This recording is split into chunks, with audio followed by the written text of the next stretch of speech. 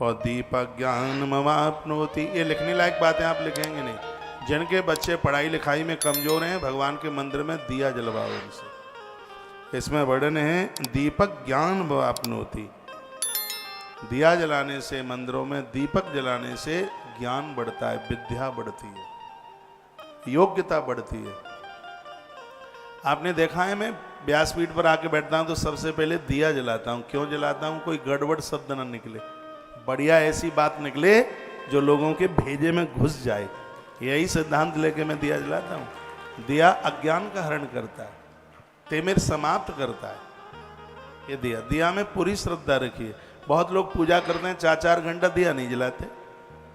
ये मेरे बटुका सुबह आते हैं मेरे संग पूजा में, तो ये कभी चूकते हैं तो मैं कहता हूं क्यों दिया नहीं जलाया।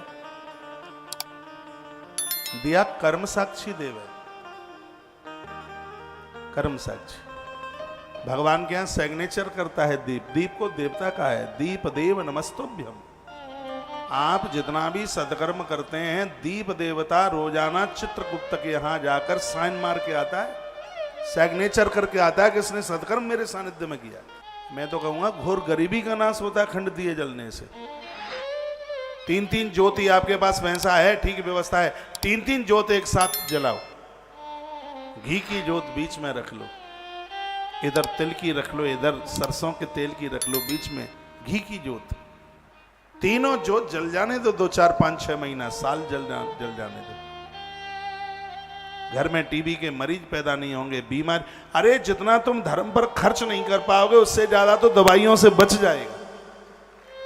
हाँ, जो बीमारियों में खर्च होता है उतना आप धर्म पुण्य में, पूजा पाठ में खर्च नहीं कर पाएंगे, उससे तो ज्यादा आपकी बचत हो जाएगी। आप करके देख लें, कितना बढ़िया लिखा है कि दीपः ज्ञानमवाप्नोति। बच्चों से दिया जलवाओ मंदिर में।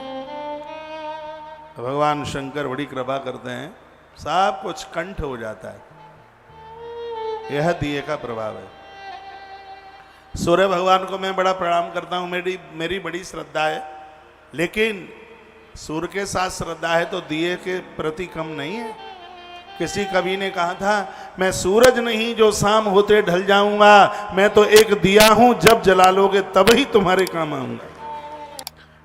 तो दीपक ज्ञानमवाप्नोति, दिया ज्ञान प्रदान करता है, ज्ञान का हरण करता है, कुबुद्धि का नाश करता है, बुद्धि देता है।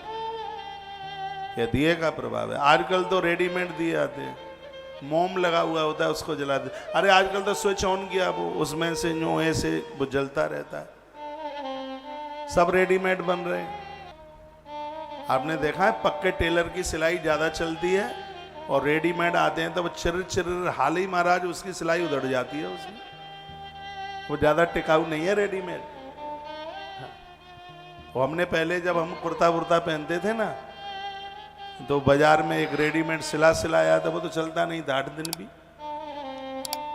टेलर जरूर लेता 250 रुपया कुर्ता बनाने का, लेकिन उसका तो 3 साल तक कपड़ा फट जाए लेकिन उसकी सिलाई ना उधड़े, क्योंकि उसका ओरिजिनल है, उसका असली है।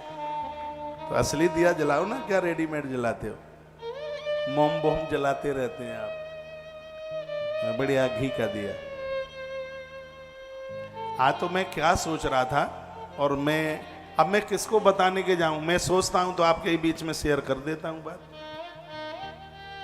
आज मैं सोच रहा था, भगवान तो इतनी व्यवस्था कर देना, इतनी गैया दे देना, इतनी गैया दे देना, जैसे आज हम भक्तों को चांदी पीतल की और मेटल की जो गैया दे रहे हैं, फिर इनको एक एक गैया इनको घर में ले जाने के लिए दे दें। महाकाल भगवान के चरणों में बोल रहा हूं, झूठ नहीं है बिल्कुल भी, जो मेरे मन का विचार था। इतनी गैया, इससे गाय की रक्षा हो जाएगी, सब लोगों को दूध मिल जाएगा पीने के लिए। जो बोया जाता है वही तो कटता है बाद में। शायद मन में ऐसा विचार बोया है तो कभी वो भी हो जाए।